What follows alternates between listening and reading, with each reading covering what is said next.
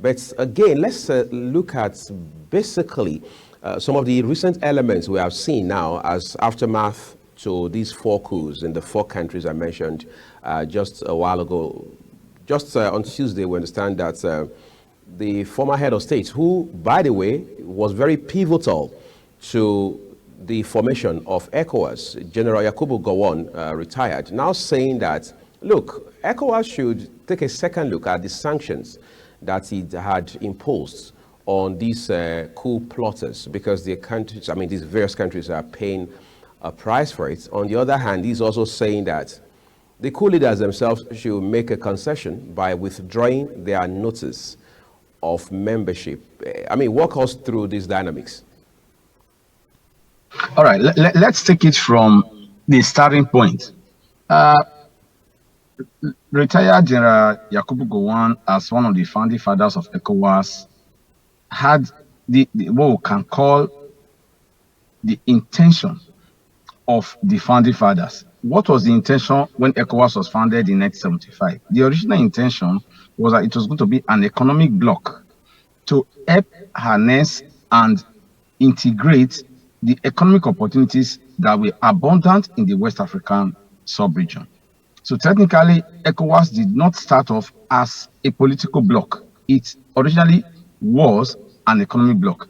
But you will remember that as time went on and developments came up in West Africa, particularly during the Liberian Civil War, ECOWAS became more and more political when they had to create the military force known as ECOMOG to help resolve the civil crisis that was in Liberia at that time. So taking it from there, we should remember that as an economic bloc, its interest should concentrate principally on improving the lives and opportunities. But that cannot be done solely on its own. You need to also look at some political angles, because man by nature is political. So if we take the Marxian angle, talk of what we call the political economy approach. So you cannot separate the economics from the politics. Now, the recent developments in Niger, in Mali, in Burkina Faso, and in Guinea were political developments. And these political developments have economic undertones, which you cannot run away from. Now, what were these economic undertones? Many of the citizens in these countries have complained that their governments were not able to provide the essentials for people to have a better life and to look up to the future with element of hope and aspiration. So I'm not making a case for the juntas that took over power, but these were the claims that they brought. So in taking note of that, when the last one happened in Niger, Nigeria government decided, rather than going for a diplomatic approach, which would have meant calling them to the table to look at what made them to take over power and how they can be eased out. Because in the current situation, the world has gone pretentiously democratic. I'm not saying democracy is a bad thing. I'm saying that democracy is not good governance. I think we should make that one very clear. So if you are saying that a government is democratic, that doesn't make it a good government. But in the case of Niger, as soon as the coup took place, the Nigerian government heading ECOWAS took a hardline stance. Now, this is where it is a problem. In diplomacy, you don't start with hardline stance. Diplomacy is about peaceful conduct of relations among states. And everything possible should be done to make sure that such relations are not hampered or unnecessarily hindered. In this situation, therefore, Nigeria took a hardline stance against Niger. Nigeria, even from what we got to know later, was planning, which we cannot confirm, to use military force if possible. And this will be tantamount to an invasion. We cannot forget the fact that these are sovereign states. Sovereign states go into international agreements as sovereign states. And the rule is that every state must respect the territorial integrity of another state. Even if you do not like what they are doing, you are bound to make overtures. That is where diplomacy comes in. And that is why, because Nigeria took a hardline stance as the chair of ECOWAS, they rebuffed our attempt later to get diplomatic. It was the intervention of some of our traditional rulers and erstwhile very important representatives like the former Emir of Kano that made some inroad. Now, the recent situation is a very gloomy one. Let me paint the picture clearly. When they served the notice in January that they were going to disengage from ECOWAS, Nigeria had already placed a no-fly zone on Niger. Nigeria placed a ban on them. Nigeria and other ECOWAS countries initially agreed that as part of the sanctions, the countries, particularly Niger, will no longer have access to the sea. And Niger relies on Nigeria to ferry goods across land to her. But Niger also has some leverage on Nigeria because our dam goes through Niger. River Niger flows especially through Niger. So if we were not calculating very well, we made some very big blunders. We cannot run away from that fact. Now, Nigerian government imposed a no-fly zone. And Nigeria needs to fly across Niger to get to Europe, principally. That is why, if you check for a while now, there's an unfortunate development in international air travel, which is that Niger, I think I have a document to that effect, it's about a week plus now, that they have now imposed a no-fly zone on Nigerian planes crossing their airspace. Now, this is what we call endgame. You were imposing sanctions on a country that you have very symbiotic relationship with. I'm not going to discuss how much of Nigeria's resources was expended by the last administration to help Niger. That is not the issue right now. The issue now is that Nigeria played a white card and we are likely to lose out. Now, if we are using Big Brother approach, which Nigeria has always been doing, we must first of all know that charity begins at home. How much of Nigerians are comfortable today? How many Nigerians are in refugee camps in Niger? Nigerian government is looking at global diplomacy, global politics, looking at Big Brother approach. We want to be seen as the giant of Africa. And in Nigeria today, we are talking of homegrown problems. We cannot take good care of our citizens. There is hyper-galloping inflation. Nigeria has entered into multidimensional poverty. These are the same factors that initiated the change of government in Niger. We are comfortable with it in Nigeria. Of course, our government is explaining it, whitewashing it for us. And the same government that is whitewashing failures in Nigeria is going to impose sanctions on other countries that is trying to remove itself from the doldrums. So it's a very difficult situation to explain that you are having a similar problem with the country that you are sanctioning. You have not solved your own problem. You have not made your bed properly. You are imposing sanctions. Now they've called our bluff.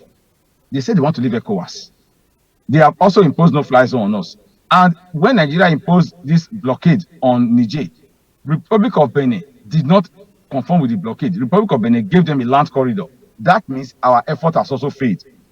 Looking at that, therefore, we should quickly adapt to the cue given to us now by retired General Yakubu Gowon, who, as a founding father of ECOWAS, knows that we will harm ourselves better. You see, there's wisdom in using diplomacy.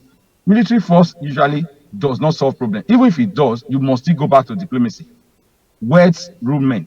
All issues of conflict must end on the negotiating table. And in negotiation, you don't start with a hardline stance. You can also realize that when states are negotiating as equals? Are they negotiating as belligerent states? Are they negotiating through third parties? These are the issues. Gowon has offered a leeway for Nigeria because states are also egoistic. Some states will want to say, no, we've made a position. Nigeria is fond of that. Our last discussion mentioned something about Nigeria refusing to backtrack. We should learn to backtrack. Nothing is cast in stone in international politics. In fact, the principle of international politics is no permanent friend, no permanent enemy, only permanent interest. We should ask ourselves, what is Nigeria's interest in insisting on a sanction meted out on Niger, on Mali, on Burkina Faso, and on Guinea, countries that have gone military? Meanwhile, these military administrations are having massive popular acceptance by the citizens. So we should now negotiate with them. Okay, we know it is proper now to be democratic. What is your plan to transit back to a civilian government? What are the plans you have put in place to address the very challenges that brought you into power in the first instance? I do believe strongly that that is what Nigerian government should be doing, and that is what ECOWAS should look at. ECOWAS should be looking at rapprochement. How do we work together to keep the bloc as one?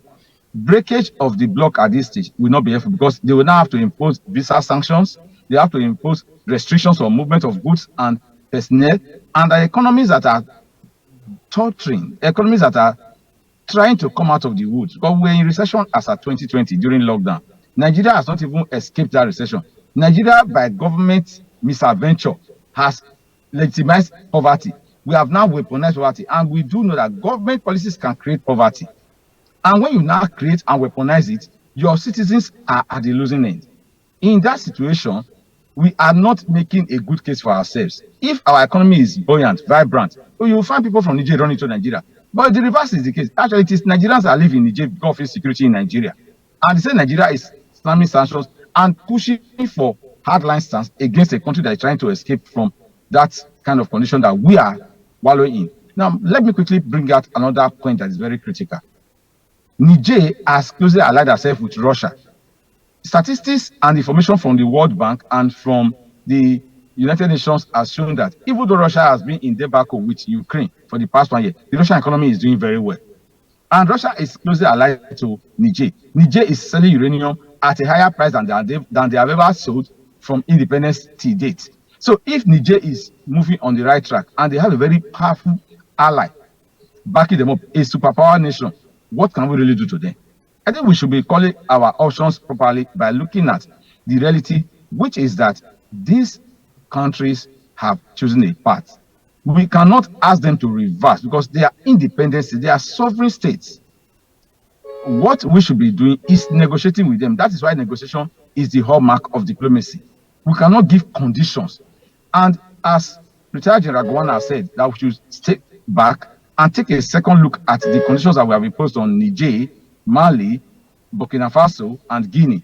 That has made 3 of them to now say they want to exit from ECOWAS. There is no way we should allow them to move out. Rather, we should make amends. As we are offering them the olive branch, we should be giving them reason to also say, okay, what do you want us to also do for you? We want you to step back. Don't leave ECOWAS. But as you're not leaving ECOWAS, you should be ready to give us a transition timetable. Nigeria has gone through military regimes before, and each military regime always announced a transition program. So there is nothing particularly different in Niger, in Mali, in Burkina Faso, and in Guinea that has not happened in Nigeria before. We've gone through that path before. We've gone down that route. So we should be very, very tactful. When Nigeria was in military era, Nigeria did not get or accept conditions. I do remember very well the junta of General Sani Abacha then called the bluff of the war. In fact, Nigerian government at that time was described as a country with area boy diplomacy instead of big brother diplomacy that was our nature before. That we were calling bluff. Anyway, saying if they can't be our friend, we don't want to be their friend. The world doesn't work that way. North Korea is not having it easy. The people are not having it funny, but they are whitewashing it. Do we want to become a country that is always singing songs that we do not believe in? I do propose, and I quietly accept, as former General Gowon has advocated, that we should step back and ask these countries to take a second look at the situation. Nigeria and other ECOWAS states should reverse their position and, if possible, ease those sanctions with immediate possibility. But if they do not want to immediately reverse it, they should work out a time frame. And in working at a time frame to remove those sanctions at the least possible time, they should also ask these other countries to step back by asking them not to withdraw from ECOWAS, because it will take a year for the withdrawal to go into full effect. They can also bring in third-party arbiters, countries that do not have anything to lose, do not have anything to gain, who are true friends of both Nigerian government, ECOWAS government, and other well-meaning countries. They can come in and act as intercessors, or they can act as people who will want to say, what is the best way out of this challenge? If we do that, we'll make a headway in this matter.